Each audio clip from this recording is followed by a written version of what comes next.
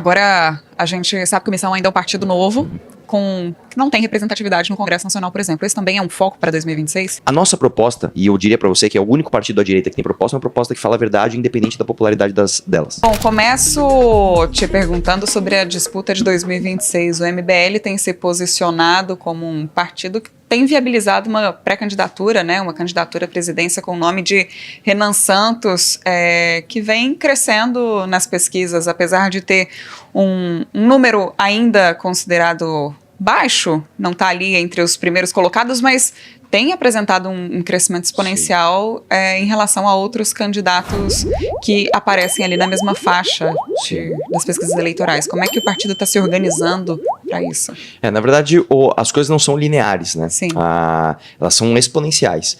E a gente viu, né? As últimas notícias sobre o Flávio Bolsonaro. No Polibet, o Renan de repente disparou e chegou a 10 pontos do Flávio. O Renan já é o terceiro colocado. Né? Uma coisa que eu sempre falo é o seguinte: o Renan, em janeiro desse ano, ele tinha acho que ele tinha 100 mil seguidores. Ele tá com 1,4 indo para 1,5 milhão. Né? Por que eu dou esse exemplo? Porque, novamente, as coisas não são lineares. As coisas seguem tendências. E durante muito tempo a direita brasileira errou em seguir uma tendência pseudo-pragmática de achar que não, o nome ele tem que necessariamente ser ligado ao bolsonarismo. Seja o próprio Jair, seja depois o Tarcísio, que era o trem de Tarcísio, que o mercado dizia que ele sequer foi candidato. E agora nós temos o Flávio Bolsonaro com todos os defeitos do pai e nenhuma das qualidades do carisma e do, né, tudo aquilo que o Jair tinha, que eram elementos falsos, né, de uma falsa imagem que ele tinha, mas ele ainda tinha isso. O Flávio sequer tem. Então, o partido, né, o nosso partido tinha uma missão, foi um partido recém-criado, acabamos de criar uma missão, ninguém acreditava que a gente conseguiria, e a gente conseguiu. Ninguém acreditava que a gente conseguiria o impeachment, a gente conseguiu. Ninguém acreditaria que ia fazer 10% para a Prefeitura de São Paulo, a gente fez. Ninguém acredita que o Renan vai para o segundo turno. Ele vai, e ele vai ganhar a eleição. A gente queria entender um pouco do projeto de governo do partido. Então, é um partido novo que surge a partir desse movimento que a gente acompanhou crescer muito, principalmente depois daqueles episódios lá de 2016, salvo engano, um pouco antes até, né, de 2013 a 2016. A gente tem discutido aqui durante o Fórum Esfera os principais gargalos da economia brasileira, também a industrialização, questões relacionadas ao desenvolvimento do país. Qual é a visão em relação a propostas que têm como objetivo fazer com que o Brasil se torne mais competitivo? Vamos lá, muita gente apoia, né, o fracasso do Brasil em questões macroeconômicas, né? A gente não acredita nisso. A gente acredita que se você não arrumar se a gente não arrumar as nossas relações microeconômicas, a gente nunca vai ser uma grande potência e desenvolver o potencial que nós temos, né? A gente não vai ser um país de primeiro mundo, a gente não vai atrair investimentos, a gente não vai desenvolver tudo aquilo que o Brasil pode com 220 milhões de pessoas aqui dentro, tendo, por exemplo, 70% do contencioso tributário, né, tendo um contencioso tributário de 70% do PIB. Isso é um absurdo. Ninguém em sã consciência fala, vou investir toda a energia da minha empresa internacional, da minha multinacional, num país onde você tem 70% do PIB em contencioso. Eu não vou investir num país onde você tem mais de 90% de todas as ações trabalhistas. Então, a nossa proposta é uma proposta que, a princípio, ela soa impopular. Mas se você der uma segunda vez, é isso que tem que ser feito. Por exemplo, um desafio que o Renan tem feito para todos os presidenciáveis é: vamos desvincular o BPC do salário mínimo? Vamos falar a verdade aqui? Vamos falar que não dá para você, né, manter isso daí? Vamos fazer uma segunda reforma da Previdência? Porque isso é impopular, isso é difícil de falar. Então ninguém fala. O Flávio agora está fazendo justamente o contrário. Ele está prometendo que não vai mexer nisso e que ainda vai criar um auxílio a mais do Bolsa Família. Então a gente faz um compromisso aqui. Vamos assinar em cartório que você não vai fazer isso?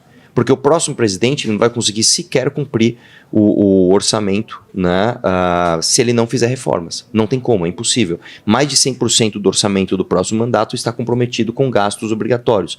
Como é que você vai fazer para manter isso? Você vai ter que mexer, senão você está cometendo crime de responsabilidade. Então, é muito triste a gente ver que um país que já sofre tanto com o populismo do PT cai nessa mesma falácia à direita. Acha que ser de direita é falar de não reformar a Previdência, falar de da impossibilidade agora da gente impedir a escala 6x1, né? Que não é, as pessoas falam, não, porque nos países de primeiro mundo você pode ter a 6x1, etc, etc. Então, a proposta do nosso partido é diferente porque ela fala a verdade desde o princípio.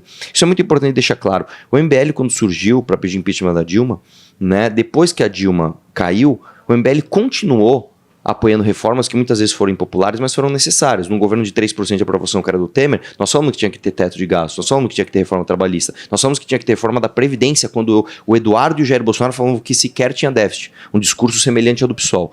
Portanto, a nossa proposta, e eu diria para você que é o único partido à direita que tem proposta, é uma proposta que fala a verdade, independente da popularidade delas. Agora, a gente sabe que o Missão ainda é um partido novo, que não tem representatividade no Congresso Nacional, por exemplo. Esse também é um foco para 2026? Na verdade, o Kim Kataguiri, né, que é o melhor deputado do Brasil, é o deputado mais produtivo objetivamente, inclusive pela análise do Congresso em Foco.